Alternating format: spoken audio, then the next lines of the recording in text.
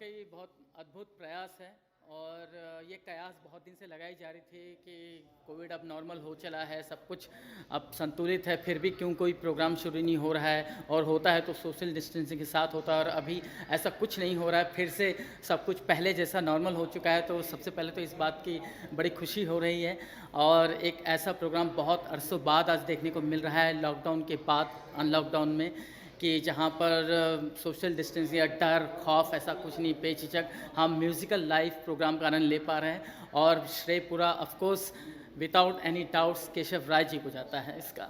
Sir ये भी जानना चाहूँगा, केशव राय जी जो है हिंदी जो साहित्य है उसको बहुत प्रोत्साहित करते हैं, क्या कहना चाहेंगे, कितना ज़रूरी है हिंदी साहित्य को प्रोत्साहित करना?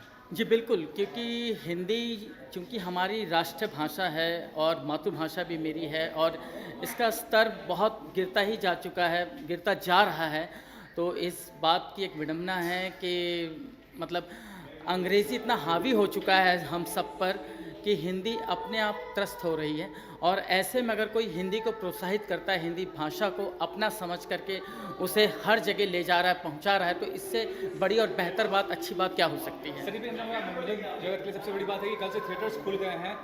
आप बताइए, आप कितनी खुश हैं इस चीज़ को लेकर, और जो प्रोजेक्ट्स हैं आपके, कौन सा पहला प्रोजेक्ट होगा जो आपको नजर आएगा बड़े पर्दे पर, आपका प्रोजेक्ट जो होगा? मेरे लिए तो कल से थिएटर खुल रहा है, इसमें मेरे से ज़्यादा खुशनसीब कोई नहीं हो सकता, क्योंकि मेरी पहली फिल्म रिलीज़ हो चुकी है फैक्ट्री, जो कि आमिर खान के भाई फैज़ल खान साहब की है। 20 साल बाद वो डेब्यू कर रहे हैं एज ए हीरो और एज ए डायरेक्टर, और मैं उसमें मेन कॉमेडियन हूँ। तो प्लीज़ आप सभी लोगों से, मैं आप लोगों के माध्यम से अनुरोध करता हूँ कि फैक्ट्री सिनेमा घर में जाकर ही आनंद ले इस फिल्म का। इसके अलावा और कौन से प्रोजेक्ट्स करने हैं, इसके बारे में कुछ? इस फिल्म के अलावा मेरी शतरंज नाम की एक फ़िल्म आएगी, फिर बाद में अनजाना इश्क आ रही है, फिर बाद में ऐसे काफ़ी फिल्में मैं कर रहा हूँ जिसमें मैं बिजी भी हूँ, काफ़ी चीज़ें चल रही है।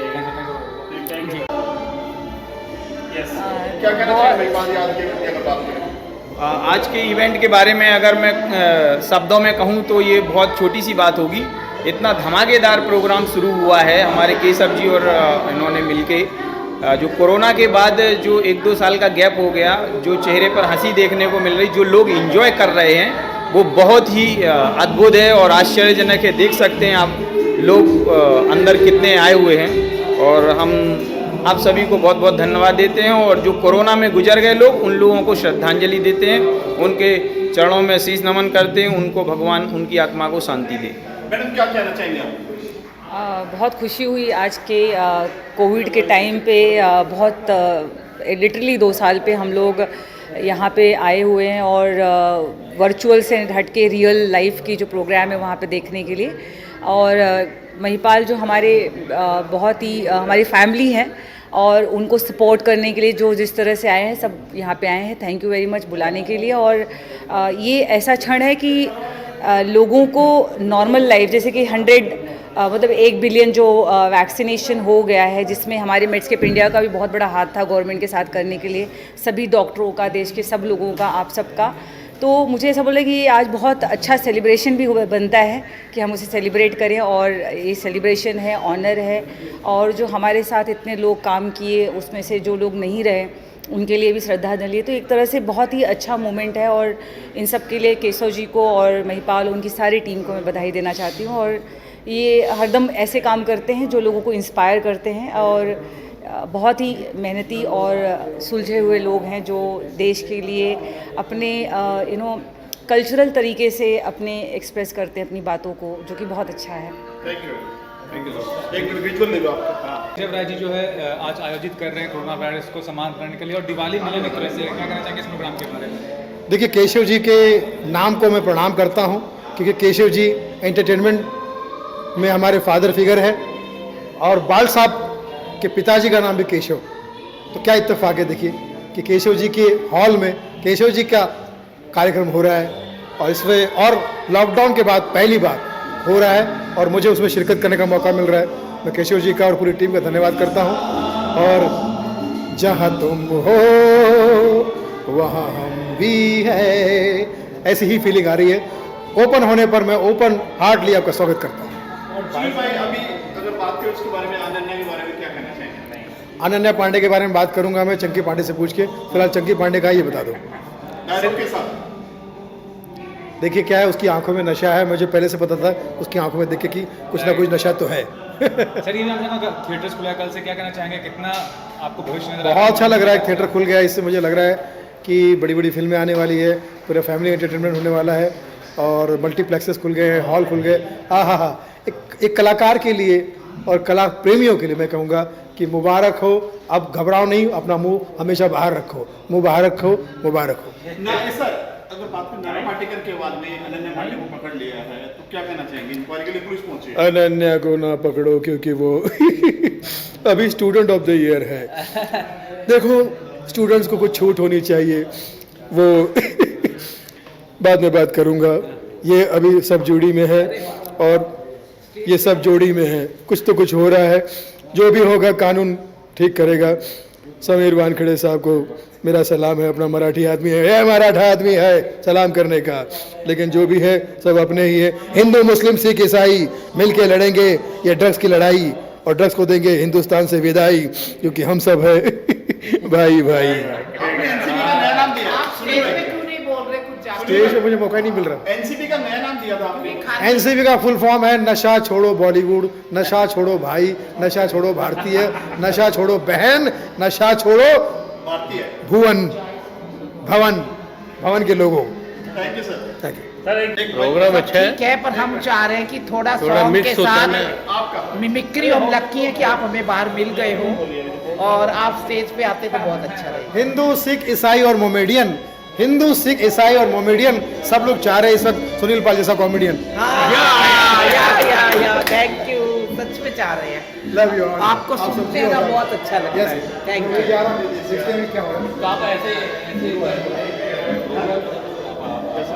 सर पहले तो मुबारकबाद देना चाहूँगा, जो परफॉर्मेंस किया था बहुत लाजवाब था, और ये भी कहना चाहूँगा कि सर जैसा आपने कहा कि किशोर दा का काफ़ी सालों से कर रहे हैं और एक नया एक्सपेरिमेंट किया आपने, तो उसकी वजह क्या रही उदित नारायण जी और कुमार सानू जी का?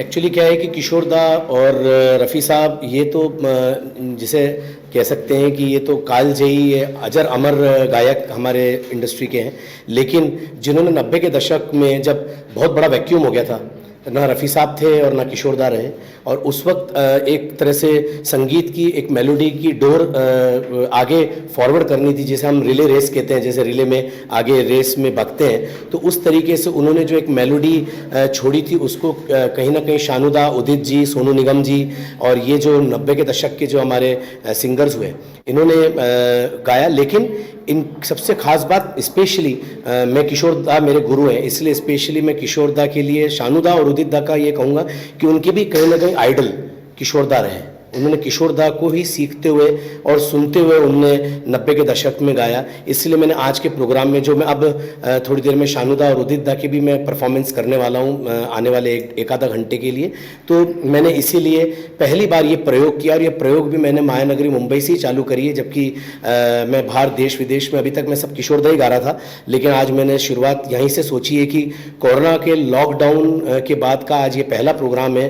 कुछ ही प्रोग्राम्स हो रहे हैं आज बम्बई के अंदर, जिसमें मैं सौभाग्यशाली हूँ कि उस कोरोना की लहर के बाद एक संगीत की लहर हम सब लोग मिलकर लेकर आए, इसीलिए एक तोहफे के रूप में, एक उपहार के रूप में किशोर दा के साथ शानू दा और उदित दा के भी कुछ सिलेक्टेड सॉन्ग्स को इसमें मैंने शामिल किया। ये भी कहना चाहूँगा जो केशव दा जी हैं ये कोरोना का योद्धा को सम्मान करने वाले हैं, साथ ही इसके दिवाली का मिलन समारोह आपको प्लेटफॉर्म दिया, हमेशा क्या कहना चाहेंगे उनके बारे में आप? दिवाली मिलन तो ऐसा है कि अभी दिवाली आने वाली है और जहाँ एक साथ आज सब उत्सवी माहौल के अंदर इकट्ठा हुए हैं तो अपने आप में दिवाली मिलन है। हाँ, कोरोना योद्धाओं का भी इसमें याद उनको किया जाएगा और उनका सम्मान भी है, और साथ ही जो हमारे बॉलीवुड से पिछले 1-1.5 साल से करीब 24 से 25 मशहूर हस्तियाँ जिन्होंने हमारा भौतिक या दैहिक रूप से हमारा साथ छोड़ा है, उनकी बातें, उनके काम, दिलीप साहब से लेकर और अभी तक के जो भी कलाकार हैं जिनकी इन 2 वर्षों में डेथ हुई है, तो उनको भी हम अभी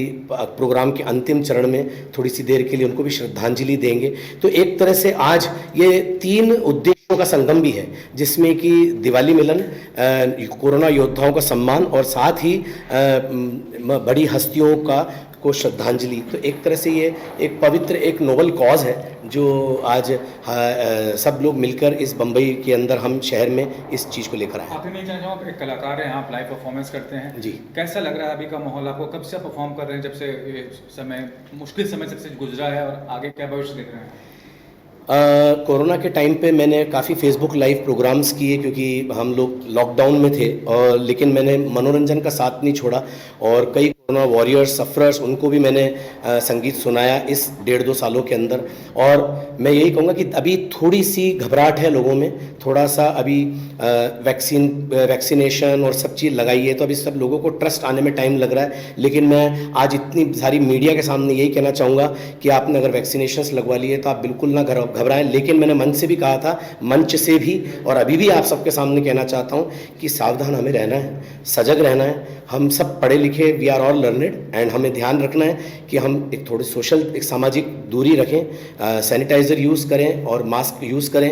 और लेकिन मन में, क्योंकि हम सब भारतवासी हैं, तो हमको मन में विश्वास रखना है, पूरा विश्वास रखना है। हम होंगे कामयाब एक दिन, क्योंकि भारत ने हमेशा जीतना सीखा है, भारत ने हमेशा नंबर बनाना सीखा है।